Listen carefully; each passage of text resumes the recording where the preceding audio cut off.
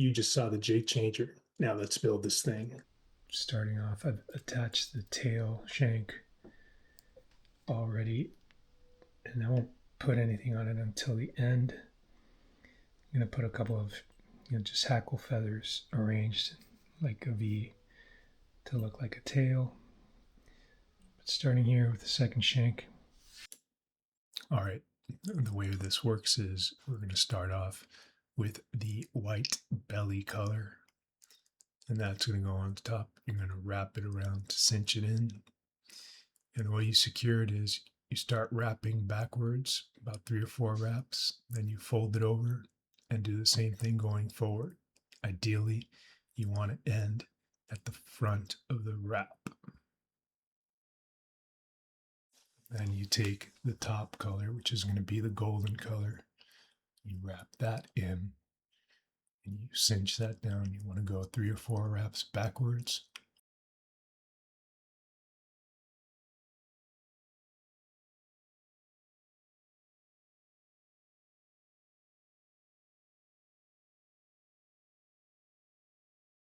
Fold it over, and then go a few wraps forward.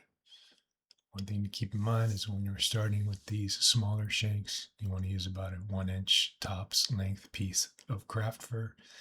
And as you go forward with shanks, you increase the length of the pieces of fur. When you get to the jig, you're dealing with about a 2 to 2.5 inch long piece of fur. That's what helps you get the taper. I think we'll do one more, and then we'll be done with this section.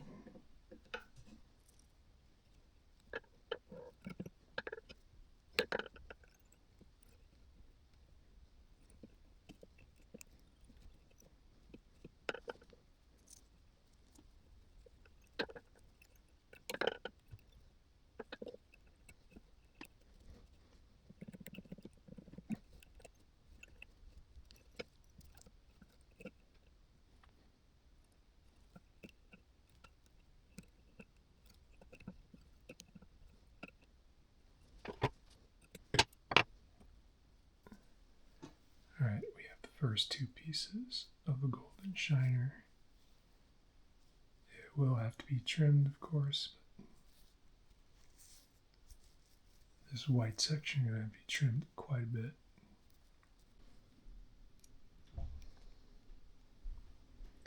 All right, now we're going to put on the next shank. This is going to be the last shank before we go and put on the jig. The process for this one is the same as the others. Alternate from top to bottom, then at the end we'll tie some knots and put a little bit of glue on. We'll try to use the minimal amount that we can get away with so that we don't, oh, that's a lot. There. So the next thing is to connect these rear shanks to the jig head with the intruder wire. That will come next. And of course, these need to be trimmed. The jig head. So take out a piece of this intruder wire and then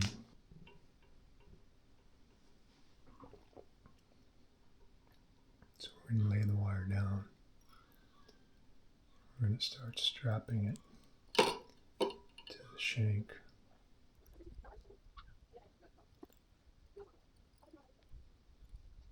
Alright, so the wire is attached to the hook shank of the jig with some thread. And we take the shanks that we worked on earlier, and they're going to be attached.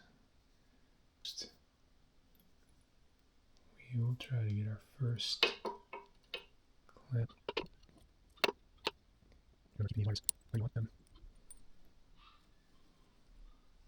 Can be tough. So let's take a look how this looks here. I want to make sure that there's enough room for articulation, and I think that looks good.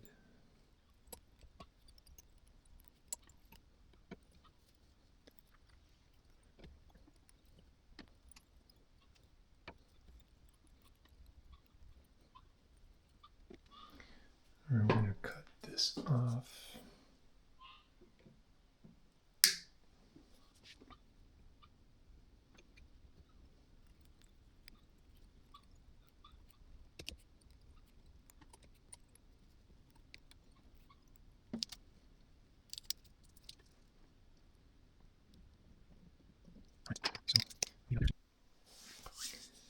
All right, we're now going to start on the final craft for tie down on the jig head, using a little bit longer, some longer sections of the craft fur, so you can get that taper effect from larger to shorter.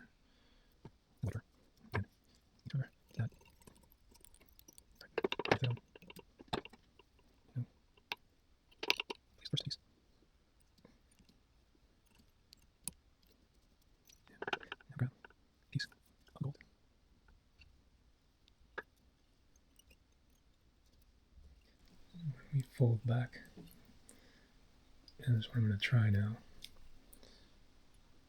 The second piece, we're going to try to go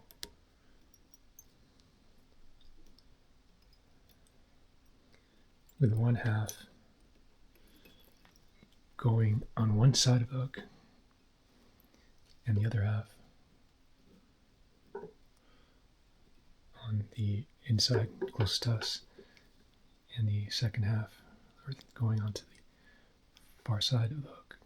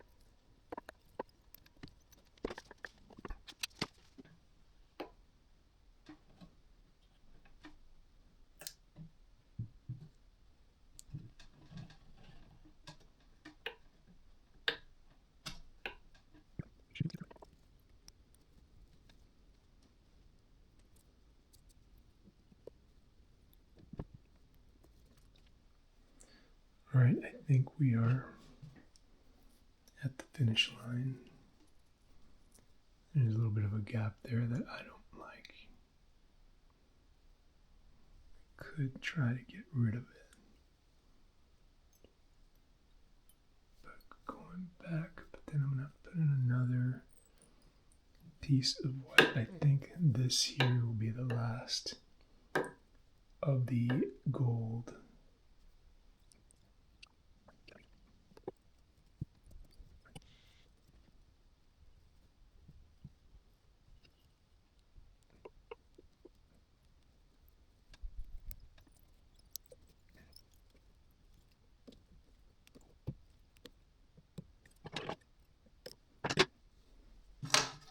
And take the comb and we'll get a look at the almost final product. I'm going to do some combing out, and then after that, really the only thing that's left to do is here in this little tail shank is to add feathers in like a little tail shape. Alright, so we did some initial trimming. Sorry I didn't get that on camera, but it's pretty straightforward. Just coming down here, for example, rounding that off like that. I'm going to put this in the water and let's take a look at how it looks wet.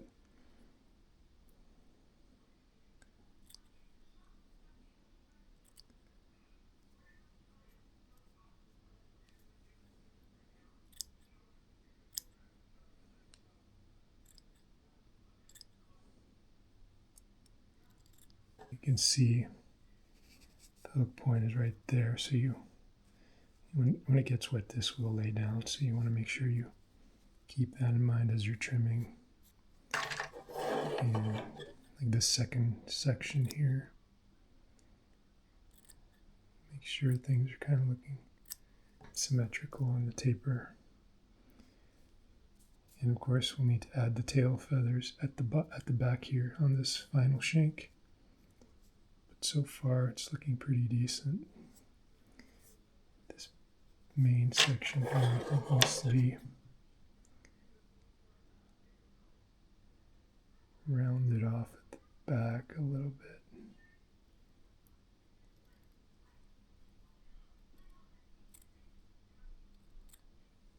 bit.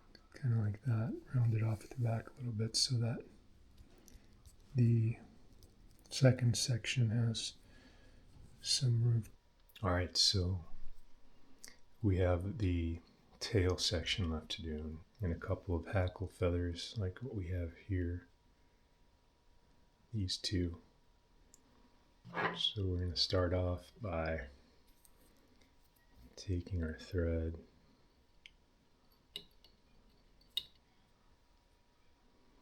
so I'm going to pass one feather through there, the other feather coming in from the other side there, and get it cinched down. Boom. And now you have a more of a spread out look on those feathers. So you'll get some more of this opening and closing action as it goes through the water, which could definitely draw strikes if the fish are looking for more movement. But I'm going to tie this one off. There you have it, side view, feathers tied on for the tail section. As you know, this will look different when it's in the water. All this material here will get laid down on the shanks a little bit more, and you'll see how it looks very realistic when it's swimming.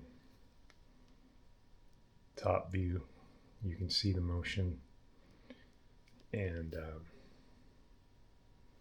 yeah, that is the deal. All right, that's going to do it for this one. Don't forget to check out ReeGame.com. I may end up making some more of these and potentially putting a few of them up for sale. Hope you enjoyed the video, and thanks for watching.